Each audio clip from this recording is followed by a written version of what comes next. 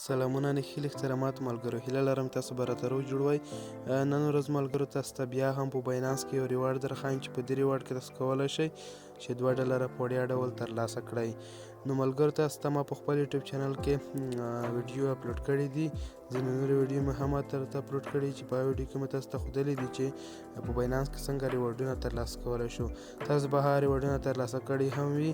ملګرو نن هم ماته 1 لکه پیپ کرنسي په ایرن والټ کې جمع شوه چې تاسو ته مې 3 اونۍ مخکې یوه ویډیو اپلوډ کړې وه چې تاسو ته مې په هغه کې ویلي وو چې تاسو ته په 4 پوښتنو سره 1 لکه پیپ کرنسي درکول کېږي. نو ملګرو ځینو ملګرو ته به هم جمع شوي وي چې دوی دغه پوښتنې ورته حل کړي. ملګرو نن هم بیا هم هغه پوښتنې دي چې په دې سره تاسو کولی شئ $2 ریوارډ ترلاسه کړئ. نو ملګرو په دې ویډیو کې تاسو ته ټوله طریقه درښایم. مخکې له دې دا طریقه در وښایم زموږ یوټیوب چینل سبسکرایب کړئ. نو راځئ چې ویډیو شروع کړو.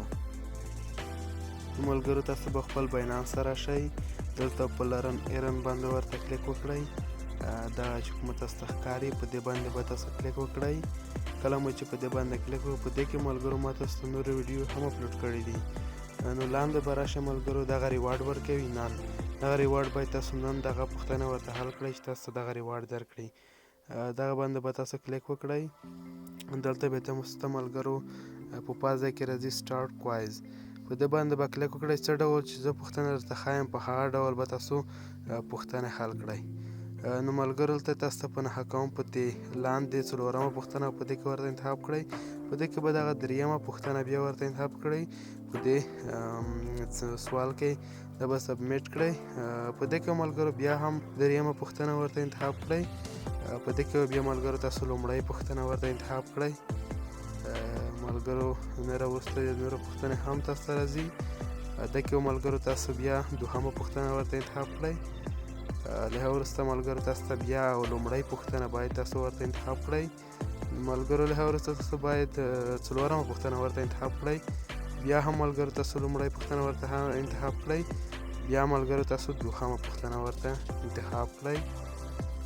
نو ملګرو دلته په ویو ریزلټ باندې به تاسو کلیک وکړئ. ستاسو پوښتنې به حل شي.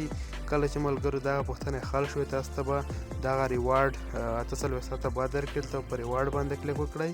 په پروسیسینګ باندې به کلیک وکړئ. دلته ملګرو تاسو ته ښکاري 48 هورز یعنې 48 ساعته وروسته به دغه تاسو ته دغه ریوارډ درکړي. ملګرو دغه ویډیو مو ښیي د ملګرو سره یې شیر کړئ او د داسې نورو ویډیوګانو لپاره زموږ یوټیوب چینل حتما در سبسکرایب کړئ. ښه وختونه ښه شېبې درته غواړم.